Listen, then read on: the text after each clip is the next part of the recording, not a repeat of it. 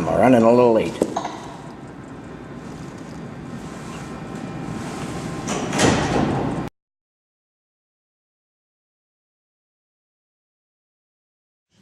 It's now my pleasure to actually call on Gail. To call on Gail to say a few words.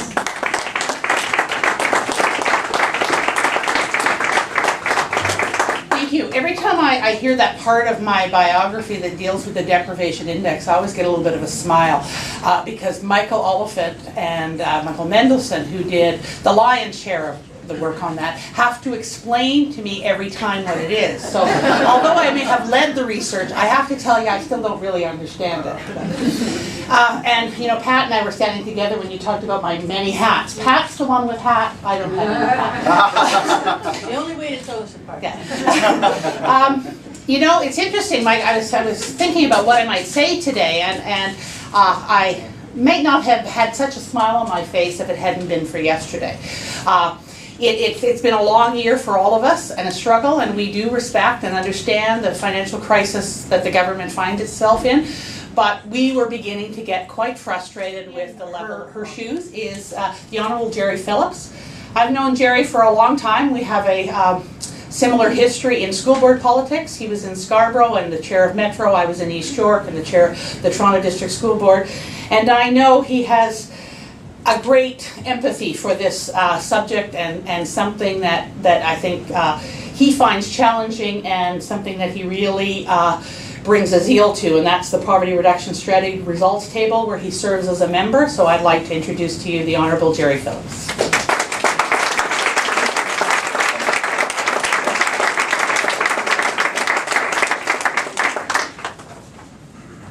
Well, thank you, Gail. I feel mildly guilty. Laura Broughton has worked tirelessly on this, and here she is sort of at the last moment, and then she gets sick, and I get an opportunity to talk about the progress and our commitment, Gail, to continuing the progress. The deputy said, I want to thank people for taking time out of their busy schedule to be here. Monty Quinner and I were sitting one time, Monty, member of the legislature, and the person that MC thanked Monty and I for taking time out of our busy schedule, and Monty said, they don't realize this is our schedule. And to an extent, this, for many of you in this room, is your schedule. So I look around the room, I know many of you personally, and most of you by reputation, and you all perform an enormously important role in the province, and we thank you very much for doing that. You are championing a very important group of people who look to you and look to us to champion. So I do want to take time to thank you for taking time out of your busy schedule. And as Gail said, I'm fortunate enough, along with some of my colleagues. Madeleine Meilleur is right here, and she's been introduced earlier, but she is another tireless advocate for this, and she sits on, along with myself, and several ministers and several community people on what we call the results table. There's Deb Matthews too. Deb was in the forefront of this, and she worked for 2 or 3 or 4 years, I think, Deb, laying the groundwork for this, and you should be very proud, Deb, of the progress that's been made. And as you said, Gail, I think some feel that it's slower than you like. I would say, though, that, and I think all of us understand that, governments around the world are just now kind of emerging, we hope, from recessions, facing significant fiscal challenges, and that's a reality that, whether we like it or not, we have to confront. But even with that reality, the importance of Ontario's poverty reduction strategy is foremost to us. We've invested heavily on Ontario's youngest by increasing access to early years. For the past 2 years, we've taken, I think, some important steps, Gail and others, to help families get back on their feet. We've made major strategic investments in children, our economy, but without the collective effort of so many of you, we wouldn't, in this room, so many of you that have been tireless in advocating and promoting and helping, we wouldn't have been able to make the progress we have. We've invested very heavily, as I said earlier, in Ontario's youngest. Full day learning is, you know this perhaps better than anyone, an enormously important step forward. It's been, I might say, for the Premier, a cause that he has championed for at least 10 years. And I'm very pleased to say that 2 months ago, 35,000 children were enrolled in full day learning, 600 schools across the province, and we're committing to moving that forward fully on an accelerated timetable. Access to affordable, high-quality childcare is critical to the poverty reduction, and I think all of us in this room remember that we permanently moved in to fill the funding gap that was left by the federal government. Not easy to do, and I might just say that I think you all appreciate the challenge of government, which is sort of infinite demand and finite resources, but trying our best to allocate the resources in the best possible way. And that was where we chose to, another place we chose to invest, and we were required to step in for the federal government and maintained, as you all know, 8,500 licensed child care positions.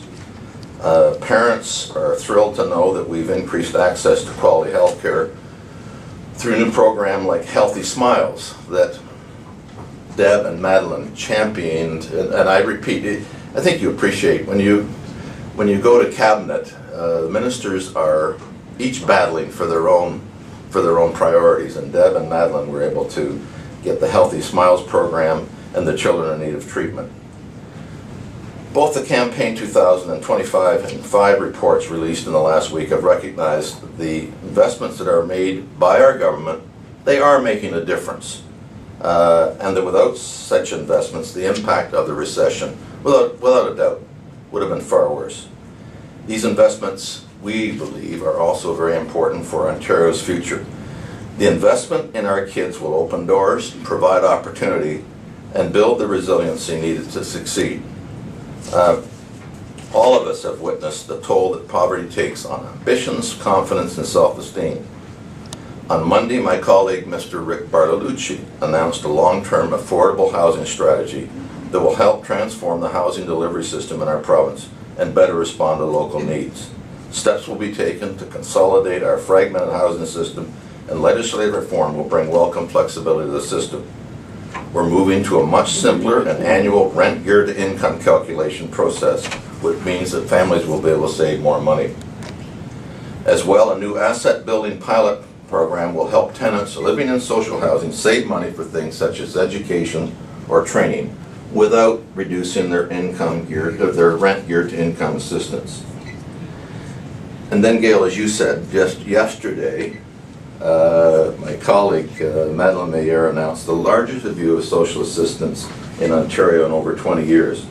I'm sure you've all heard that our friend Francis Lankin, a very well-respected former colleague of ours in the legislature, and then head of the United Way, along with Munir Sheikh, have been appointed as commissioners. And we're honored and fortunate, I think, to have these two remarkable people leading this 18-month review. Madeline Mayer announced also the special diet program will be considered within the context of this review, and that going forward the program will be revised to make it compliant with the Human Rights Tribunal decision and more accountable.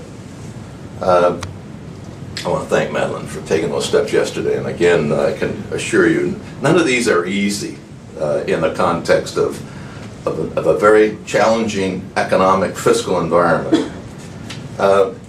So I know that all of us are here together looking to continue the progress. There's more to do. We recognize that, Gail, and you said that in your remarks. And we'll continue to work with you, investing in our children and building on the province's foundation initiative, full-day kindergarten, childcare, the Ontario Child Benefit. I forgot to mention that, but that was I must have skipped over a page or two here. But that too, we accelerated that, if you remember. Not easy to do when we're wrestling with this, but Deb The other day, we talked about a single mother with one child earning the minimum wage. Help me with the numbers, but I think that they now are $10,000 better off than they were 8 years ago or 9 years ago. Am I in the right ballpark there, Deb? Yes. The ballpark. She'll correct me after, but let me just say, significantly better off. But that was one thing that we don't underestimate, the importance of all of these steps that we've taken. Each of us are connected to the future through our families, our children, and our grandchildren. And if we make our daily and our life decisions with their future, I think we'll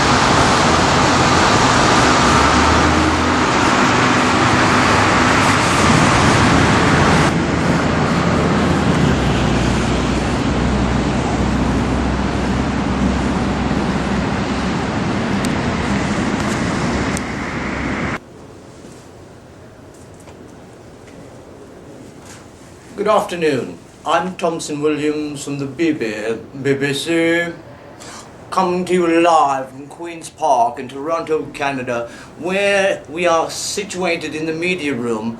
And here is where ISOC, the interfaith group, is supposed to be releasing today the social audit from across Ontario, Canada, where they have had 26 different municipalities taking a look at what's going on in the communities. They've heard from people living in low income. They've heard from the people that are frontline workers. They've heard from the politicians, and now they've put together in a fantastic book a social audit that is like a map for those trying to find the answers for those living in poverty and living on low income and marginalized by circumstance. Yet, not a single media person from across Canada or North America seems to think it's important enough to come and see what this social audit has brought. And so you see, this is probably why we have a 28% increase in food bank usage. In York Region, 11% availability for rental, the lowest in Canada. Ridiculous. 2% availability for rentals, well below the national average, yet not a single person shows up today. Not a single person seems to care. And I guess if they've just voted in another Conservative in Vaughan, this is indicative of why nothing seems to change and why those living in poverty in Ontario, Canada will be that way probably for many, many, many, many more years to come, because no one seems to care enough to even show up at their media release of a social audit. The first time in the history of York Region, yet not a single media person from there. And believe you me, they were informed. I'm Thompson Williams, BBC. Okay, you have to leave now. You're not supposed to do that sort of thing. You serious? Yeah, I'm very serious. This is for the media. Are you media? Yeah, I am.